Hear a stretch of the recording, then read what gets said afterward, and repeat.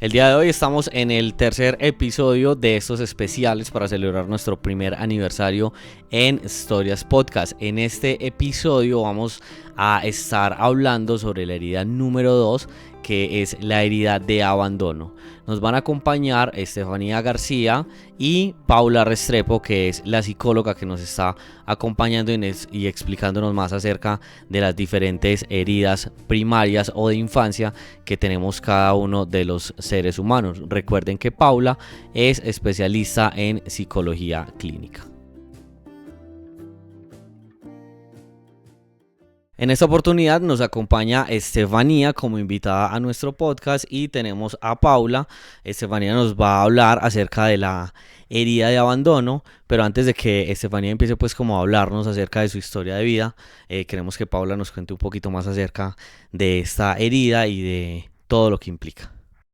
Hola Norbey, hola Estefa, un gusto saludarlos de nuevo. Qué rico otra vez encontrarnos en este espacio de sanación y conciencia.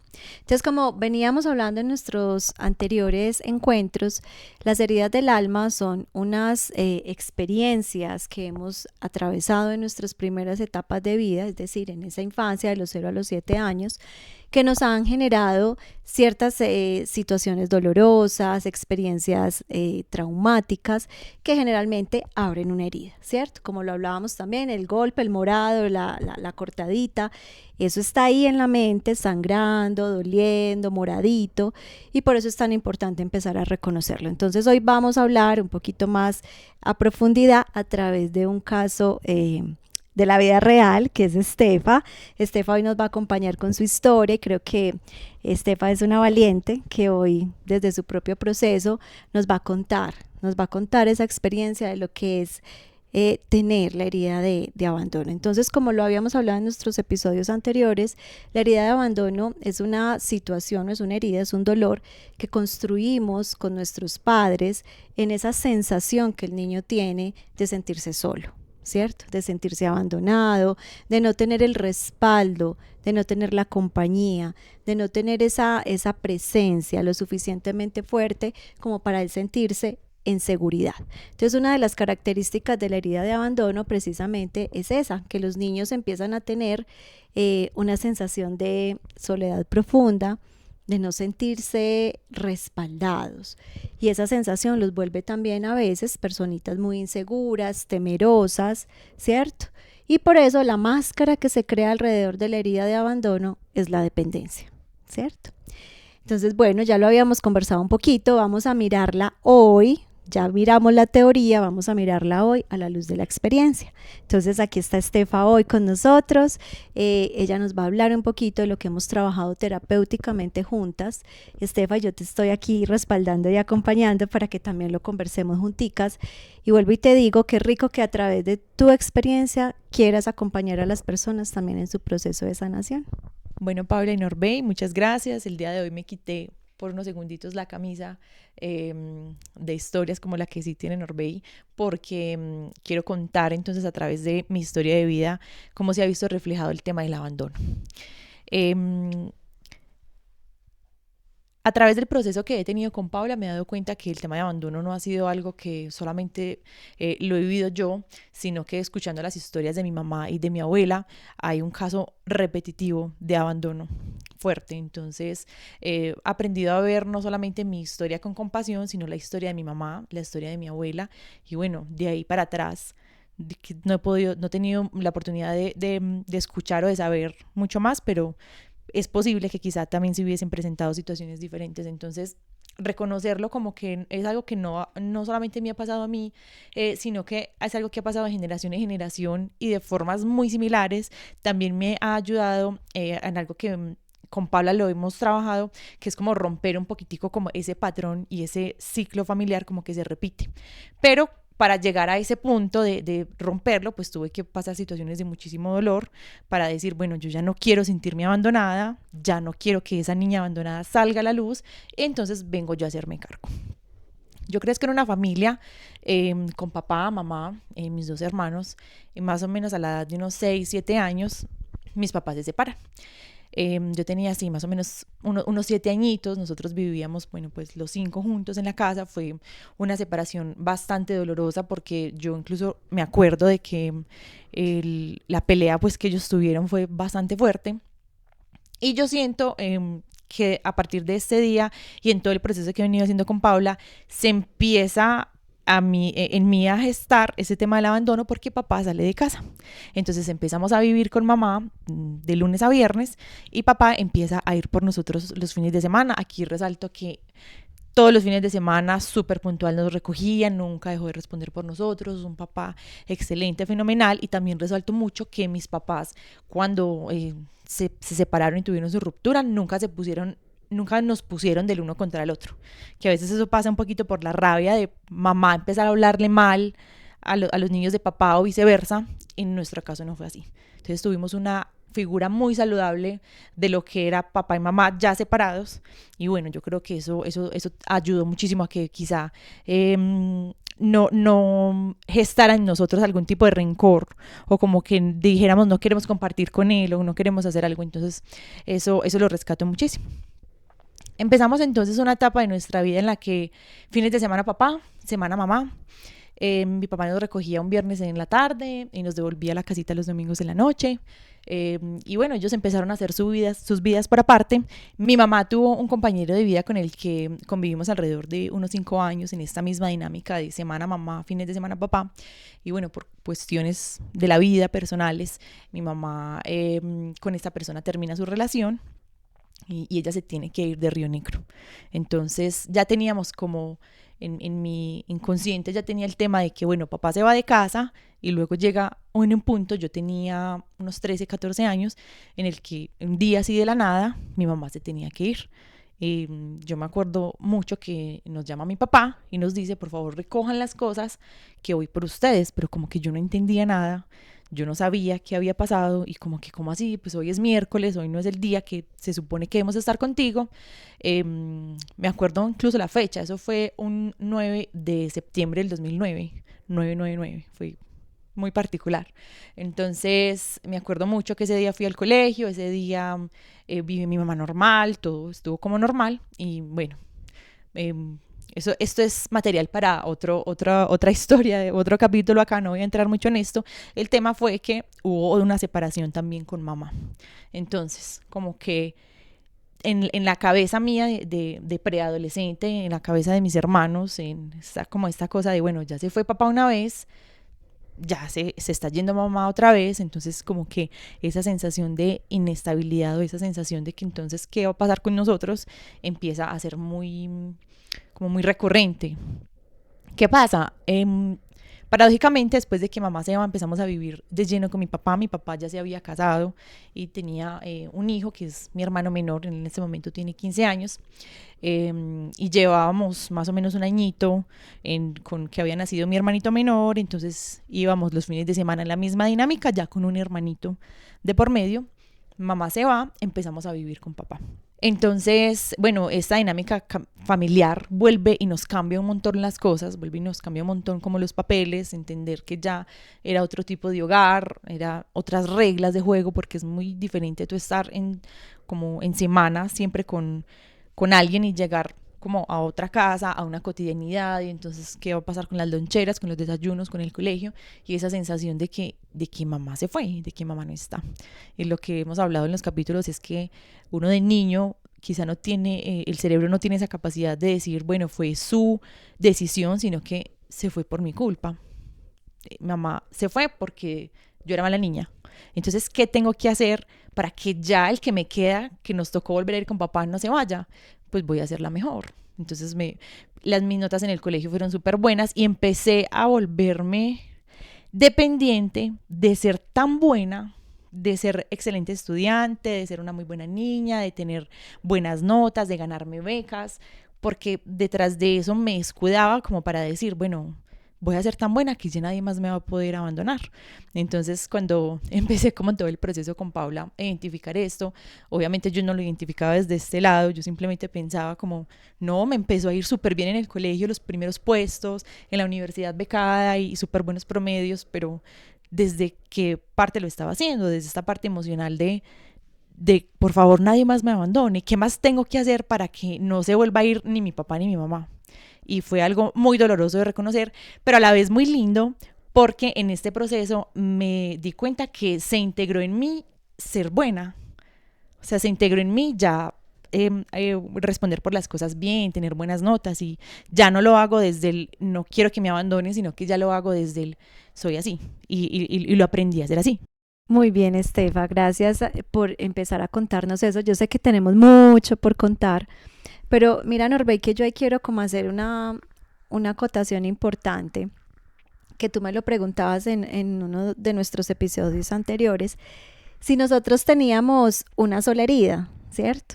Miren toda la historia que nos está compartiendo Estefa, que pues realmente no ha sido fácil para ella identificar todo esto, tener el abandono del padre en ese principio, porque sí es un abandono, así el padre haya continuado respondiendo por sus funciones como padre, el sostenimiento económico, su presencia en el cuidado y la educación, pero sí hay un abandono, porque cuando los niños están en una dinámica de tener a su padre y a su madre en la casa, ahí hay una seguridad y una estabilidad. Cuando las parejas se divorcian, no se dan cuenta el daño tan grande que genera eso en los chiquis, en los niños, porque realmente así traten de hacerlo amigablemente, como lo hicieron los papás de Estefa, que trataron de ser amigos, de llevar la fiesta en paz, de llevar una comunicación clara, unos acuerdos que se respetaban, pero para los niños y para ella específicamente, ella empezó a saber que podía ver a papá un fin de semana cada 8 días. Ya no tenía la presencia de papá constante, entonces eso para un niño tan pequeño realmente representa una sensación de abandono. Y hay una sensación inconsciente muy profunda de algo no va bien conmigo, que mi papá le tocó irse, ¿cierto? Eso es un punto. Y otro punto es que obviamente Estefa en su estructura es una mujer muy estructurada, muy perfeccionista, y entonces eso lo vamos a ver por acá en otro episodio cuando lleguemos a la herida de injusticia, pero miren también cómo hay unos tintes de injusticia en la historia de ella, ¿sí? ¿Te acuerdas que lo conversábamos en nuestro primer episodio? La herida de injusticia también tiene que ver con esa sensación de ¿por qué me pasa esto a mí? ¿Por qué mis padres se separan? ¿Qué sucedió? ¿Qué salió mal? Que mis papás ya no pueden compartir conmigo los dos, porque yo a los dos los quiero en mi casa. Esa sensación para el niño también es de injusticia. Y recuerden que la máscara de la injusticia es la rigidez, ¿cierto? Y ella, miren la dependencia que hace una dependencia del estudio, de ser muy buena. Obviamente a través de tener muy buenos resultados, ella tiene la atención, tiene la mirada de papá para que no se vuelva a ir, posiblemente la ilusión de que mamá cuando vuelva la va a ver como una mujer buena, la va a ver realizada, ¿cierto? Entonces, claro, hay una dependencia de esa parte académica, de esos resultados en la vida, pero también tiene que ver con la injusticia. Ella se vuelve rígida en las formas en que ella se manifiesta frente a la vida. Entonces ella se pone unos estándares inalcanzables, súper altos. Tengo que ser la mejor, no buena, la mejor. Tengo que tener la beca, tengo que tener las mejores notas. Entonces, claro, eso la pone a ella en un estado de rigidez, ¿verdad? Es verdad, y cuando me di cuenta de esto en proceso con Paula, fue como muy doloroso, porque piensa uno como que, no, es que yo soy buena porque soy así, y era como de un vacío impresionante de esa dependencia de quiero ser tan buena de que por favor nadie más me abandone. El punto de inflexión cuando yo me di cuenta que algo de verdad andaba mal, porque bueno, cuando tú sacas buenas notas y cuando eres buena y todo el mundo te felicita, como que uno no alcanza mucho a decir, bueno, pero es que lo estoy haciendo desde mi herida de abandono, fueron mis relaciones de pareja. Entonces, ¿qué pasa? Yo entré en unas relaciones de pareja en donde como por la ausencia de mamá durante como tanto tiempo, yo me volví un poquito como la mamá de mis parejas. Entonces, la dependencia que yo tenía hacia ellos era que yo me hacía como indispensable para ellos, como un poco como mamá, y al final como que no fluía, porque claro, cuando tú estás en una relación en donde no estás como mujer, sino que estás como mamá, evidentemente esa persona ya tiene una mamá, entonces eso no va a fluir en armonía para ninguno de los dos.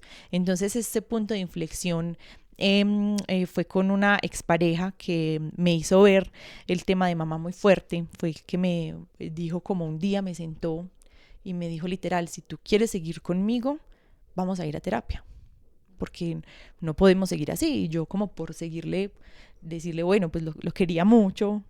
Yo le dije, yo dentro de mí pensé, lo admito, yo dije, él está loco, pero hagámosle.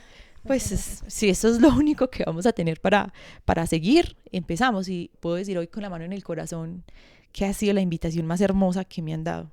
Un punto de inflexión, porque los dos llegamos hasta un límite muy fuerte en donde no vimos otra salida y yo me confronté mucho. Y también pasó de que volvimos a vivir con mamá hace aproximadamente unos 3 años. Entonces volver a estar con mamá después de estar 10 años lejos de ella, con el contacto muy mínimo, casi no sabíamos de ella, no podíamos compartir con ella. Entonces empezar a esa dinámica de otra vez conocer a tu propia hija, a mí me daba muchísima rabia. Entonces me daba rabia muchas cosas de ella. Y bueno, una persona que quiero muchísimo me hizo ver, me dijo, pero ¿por qué te estás desquitando con ella? ¿Por qué la quieres seguir castigando porque ella ya no esté? Y lo que yo pude deducir luego en terapia es que a mí me daba rabia, no me daba rabia que ella no me conociera, me daba rabia que yo misma no me conocía, que yo misma no entendía de dónde eran esos comportamientos, porque ella, mi mamá es una mamá súper servicial, súper amorosa, la convivencia con ella es buena, pero habían detallitos muy simples y a mí me daba rabia, yo, pero ella, ¿por qué no sabe estas cosas de mí? Pero ella, ¿por qué no me conoce? Entonces ese espejo que yo hice fue, es que la rabia no es con mi mamá, la rabia es conmigo misma. Yo me desconocí completamente, no sé hasta qué punto, no sé qué estaba actuando, no sé qué estaba proyectando en los otros. Y bueno, con esta relación que tuve, él me dijo, tenemos que empezar ese proceso.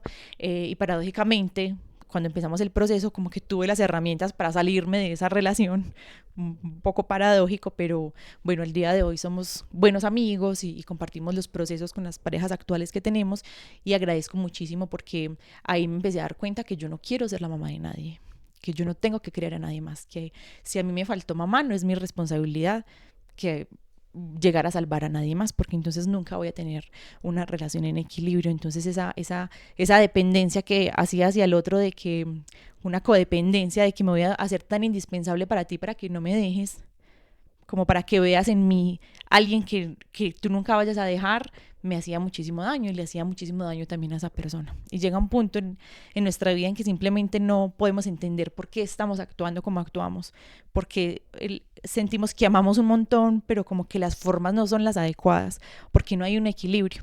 Y bueno, fue aquí donde llegué, en este punto donde Paula, y empecé este proceso tan espectacular que he llevado con ella alrededor de 2 años. Es un proceso que ella me lo dice mucho, no termina, apenas estamos empezando, ya trabajamos un montón mamá, ahora vamos a ver qué ha pasado con papá, estoy en ese proceso. Y bueno, y hasta aquí es como la historia del tema del abandono que les puedo compartir hoy. Ya podemos como seguir de pronto mirando a través de lo que Paula ha visto en mi proceso, que nos comparta también un poquito. Paula y Estefa, antes de continuar, me surge una duda, y es que Estefa está acá hablando mucho del tema de parejas, pero no sé si el tema de las heridas solamente se ve con las parejas o si hay otras áreas de la vida en la cual podemos ver reflejado lo que sucede con las heridas de infancia. Totalmente, Norbey. O sea, el tema de pareja en Estefa, como ella lo nombra, que fue su punto de inflexión, porque fue como donde hizo el clic, ¿cierto? Pues la llevó a hacer ese reconocimiento de su historia afectiva, de su historia de relación amorosa, dándose cuenta que era el llamado, ese era el punto en su vida que la llamaba todo el tiempo a reconocer su herida, porque ella puso en sus parejas ese dolor. Pero no solamente es en la pareja, o sea, la pareja se hace fácil porque obviamente es el que se vincula afectivamente conmigo, ¿cierto? Es el que entra a mi espacio más íntimo. La pareja es ese ser que entra a mi espacio personal, el que yo dejo entrar, donde no todo el mundo entra, ¿cierto? Entonces, por eso con las parejas encontramos que es tan fácil hacer esas proyecciones de nuestros dolores. Incluso desde la psicología decimos que la pareja es nuestro gran espejo, es nuestro gran maestro maestro, porque en esa relación, en ese relacionamiento que establecemos juntos, pues yo soy tu maestra, tú eres mi maestro, porque juntos nos proyectamos nuestras propias heridas y nuestros propios dolores. Entonces es fácil identificarlo, pero no necesariamente tiene que ser ahí, ¿cierto? Yo puedo proyectar mis heridas o mis heridas pueden tener consecuencias en cualquier área de mi vida. Una herida de abandono, por ejemplo, como la que trae Estefa, con un tinte de injusticia por allá, con un matiz, fácilmente también se podría proyectar en su parte laboral, ¿cierto? Llegar a tener jefes, a tener equipos de trabajo, compañeros de trabajo, que de alguna manera generen en ella mucho dolor, mucha tensión, y ella hacer todo lo que esté a su alcance por sostener ese trabajo y nunca irse, ¿cierto? A pesar de, porque ahí hay una característica muy interesante de la máscara del dependiente. El dependiente hace los sacrificios que sean necesarios, ¿cierto? Con tal de sostener el mismo proceso, la misma dinámica, ¿cierto? Nos va haciendo clic, lo vamos recordando, ¿cierto? Entonces, es una de las grandes características del dependiente. Entonces, por ejemplo, en el área laboral lo podríamos ver en nuestras relaciones con los amigos, en nuestro mundo social o nuestra área social, en el tema con el dinero, en el relacionamiento con la vida, en términos generales. O sea, las heridas siempre van a estar transversales a nuestras diferentes áreas de vida o nuestras proyecciones de vida, ¿sí? Estefa, ¿querías decir algo de eso? Yo creo que ahí hay un punto importante con el tema de los sacrificios. Sí, claro, es como me sacrifico a mí misma por por ser exactamente lo que el otro quiere. Entonces, si el otro necesitaba una novia mamá, si necesitaba una novia perfecta, entre comillas, si necesitaba a alguien como que le resolviera lo que no le resolvió mamá, yo me hacía muy a ese molde. Y era muy doloroso cuando me di cuenta, hice ese clic con Paula en terapia, de ese patrón que yo venía asumiendo en mis relaciones, y que no fueron una ni dos, sino que fueron 3 relaciones en las que yo tuve este mismo comportamiento, y en que yo dije, pero es que entonces, ¿cuándo de verdad voy a sentir que no tengo que estar salvando a alguien, que no tengo que estar maternando a alguien? Estoy cansada de hacerlo. Y claro, ese sacrificio es el típico sacrificio de una mamá. Entonces tiene sus hijos y sacrifica su vida y sacrifica sus cosas y deja, y me estaba sacrificando en esencia. Entonces dejaba de hacer cosas que me gustaban por adaptarme al otro. Entonces dejaba de opinar cosas que pasaban por mi mente porque de pronto al otro le choca.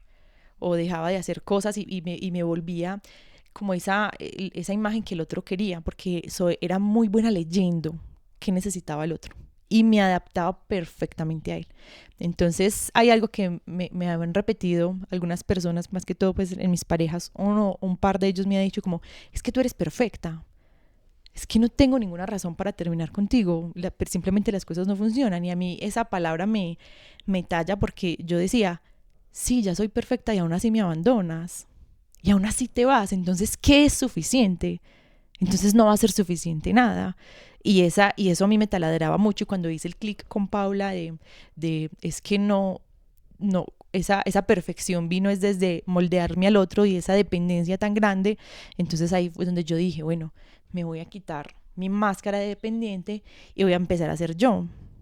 Ahí estoy todavía. Siento que esa máscara, lo digo con todo mi corazón, quizá todavía no se ha ido del todo, porque si uno lleva viviendo tantos años de su vida así, 20 y tantos años de su vida bajo esa máscara, y pues llegar a un momento a otro y quitarla, pues es como quitarme mi escudo ante la vida. Pero sí he aprendido a defenderme así toda la vida.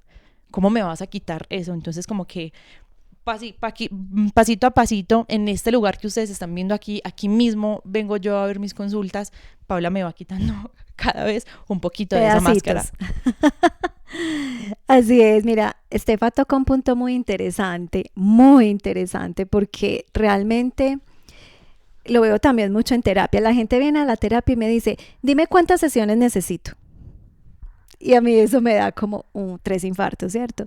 Yo le digo, no, yo no te puedo determinar el tiempo en el que tú vas a hacer la tarea contigo misma y contigo mismo de reconocer la máscara. Miren, la máscara, como lo conversábamos en nuestro primer episodio, hace parte de la defensa de la mente, ¿Se acuerdan que hablábamos de cómo salían esas máscaras?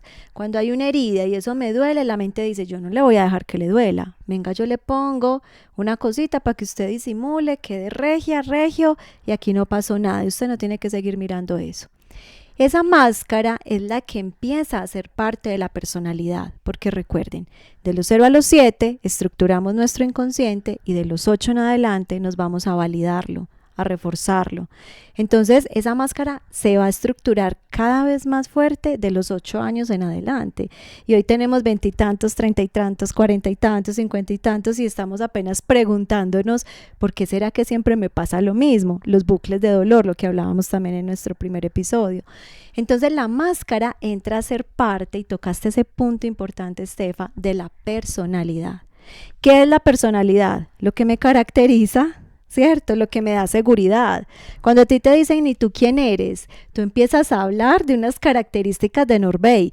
Yo soy muy ordenado, yo soy muy juicioso, yo soy muy responsable, yo soy muy amoroso, Te empezás a describir en tus conductas y en tus comportamientos y en la forma que tú tienes de relacionarte con el mundo. Esa es tu personalidad, pero realmente no es nuestra esencia, ¿cierto? Entonces, claro, desestructurar esas máscaras, quitarnos las máscaras, es como decir, me toca salirme de mi personalidad. Y entonces ahí la pregunta es, si yo no soy esto, entonces ¿quién soy?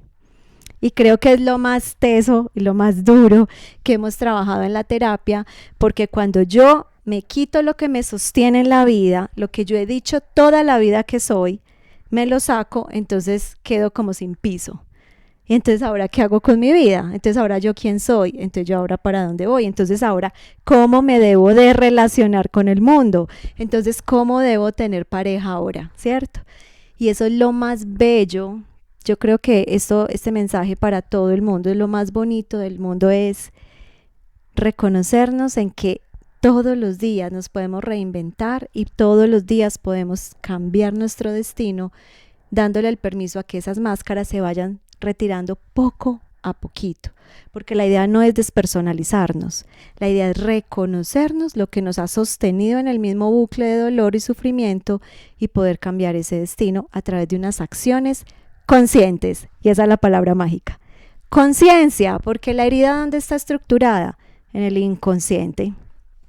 ¿Dónde está la sanación? En el consciente. Entonces es ir empoderando esa conciencia que es la que me va a ayudar a reconstruir una nueva definición de lo que soy yo y de lo que soy yo saludable y de lo que soy yo en un estado de plenitud y felicidad. Eso sí existe. Hay algo también dentro de todo lo que está mencionando Paula y bueno, en la historia que les estoy compartiendo, y es que parte de esa esencia con la que yo me he venido encontrando, esa forma de ser genuina y auténtica, es que hay cosas, digamos, de las que yo venía haciendo que digo, bueno, quiero seguir siendo esto, porque es que no quiero dejar de ser buena, no quiero dejar de rendir, de hacer mis cosas, pero entonces ya me estoy saliendo desde el otro, ya no lo estoy haciendo para que el otro me vea y sea una razón suficiente para que no se vaya, sino que lo estoy haciendo por mí, desde el amor propio. Entonces yo soy buena y rindo en mis cosas porque me amo y porque reconozco que esa parte de mí estuvo estructurada tanto tiempo, pero cuando la llevo desde mi energía a resonar desde otra cosa, cambia completamente, porque es que entonces ya no estoy pendiente hacia afuera, hacia la mirada del otro, lo hago bien para que no te vayas, porque entonces va a estar siempre dependiente al comentario del otro. Entonces si se va, y a pesar de que lo hice bien, es muy doloroso, y ahí es donde viene la herida a mostrarse de que sí, lo hiciste todo al pie de la letra y te volviste tal persona, pero aún así me voy. Entonces como que esa parte de encontrarme conmigo misma y esa autenticidad, he rescatado muchas cosas en este proceso que las integro conmigo y me han servido de herramientas, y quizá esta parte del perfeccionismo en muchas cosas me ayudó, por eso quizá estoy hoy donde estoy, tuve mi carrera y mis cosas, pero hoy las veo con amor y con compasión y entiendo que ese comportamiento hacía parte de unos vacíos emocionales grandes que bueno, pues que el día de hoy estoy reconociendo, y que de la mano con Paula los estoy llevando a la luz, ya no desde ese vacío emocional, sino desde el amor propio. Bueno, voy a retomar algo muy importante que acaba de decir Estefa y tiene que ver cuando hacemos esa conciencia o nos damos cuenta de la herida, que a veces tendemos a entrar en una posición un poquito fuerte de juzgar y criticar, entonces la herida, no, pero es que eso sí fue lo peor, ¿cómo me va a tocar a mí esa familia? ¿Cómo me van a tocar estos papás pues tan locos? ¿O a mí por qué me fue a pasar esto? Y como hacer como a renegar de la herida, ¿cierto? Y creo que ella dice algo muy bonito que es la invitación para todos y es la posición compasiva. Cuando nosotros somos compasivos con la historia, cuando entendemos que sí sucedió, sí pasó, pero los culpables no son los padres. Esto sí lo quiero aclarar. O los culpables no son nuestra familia, no son los cuidadores que nos acompañaron en esos procesos, porque realmente ellos también lo hicieron de una manera inconsciente. ¿Ellos qué hicieron? Darnos lo que a ellos les dieron. Enseñarnos como a ellos les enseñaron, y eso es lo que llamamos ya desde otro concepto que es constelaciones familiares, esas lealtades invisibles que simplemente repetimos y repetimos generación tras generación. Entonces la invitación también es hacer ese reconocimiento tan lindo que está haciendo Estefa y entender que la herida tampoco es tan mala, no es Satanás, ¿sí? La herida es una información que nos está aportando a nuestro camino de evolución. Cuando yo la reconozco, la resignifico y la miro compasivamente, la puedo llevar a un orden distinto, ¿cierto? Y tomar cosas buenas de ella. Mira lo que dice Estefa, yo de ahí rescato el orden, rescato ser buena, rescato mi estructura, pero ya vibrándola desde un punto de vista que llamamos conciencia. Ya lo hace por ella y no por los demás. Entonces creo que esta palabra quiero dejarla aquí, recalcarla mucho, ser compasivos con nuestro propio proceso sin culpar a nadie ni señalar a nadie. Esto simplemente nos correspondía y las heridas que tengamos simplemente hacen parte de nuestro proceso y hacen parte de una intención que tiene nuestra propia alma y es llevarnos a un aprendizaje y a un camino de evolución. Entonces, mirarlo como desde ahí para que todos los días, entre más reconozcamos la herida, menos la juzguemos y más la aceptemos. ¿Listo? Bueno, al día de hoy este ha sido parte de mi proceso, como reconocer esta parte de la dependencia. Aquí seguiré viniendo mes a mes o mediante lo que pueda, las actividades que hace Paula, a seguir tratando de quitarme cada vez más esa máscara y acercarme más a mi esencia, a lo que yo soy. Entonces, bueno, les agradezco mucho por escucharme, a todas las personas que están escuchando este capítulo, les agradezco muchísimo a ustedes porque con ustedes me siento segura de poder abrir mi corazón y hablarlo, que no es fácil estar detrás de este micrófono. Bueno, este fue nuestro tercer episodio de estos especiales que estamos haciendo por la celebración de nuestro primer aniversario. Le agradecemos a Estefa por haber abierto su alma, su corazón y contarnos esta historia, su historia de vida y todo lo que ha trascendido durante esta etapa con Paula, y pues ver también como ese proceso que ella ha llevado. También a Paula por habernos acompañado el día de hoy en este episodio de Historias. Recuerden que cada 15 días durante estos 6 episodios especiales vamos a estar hablando de una de las heridas de infancia.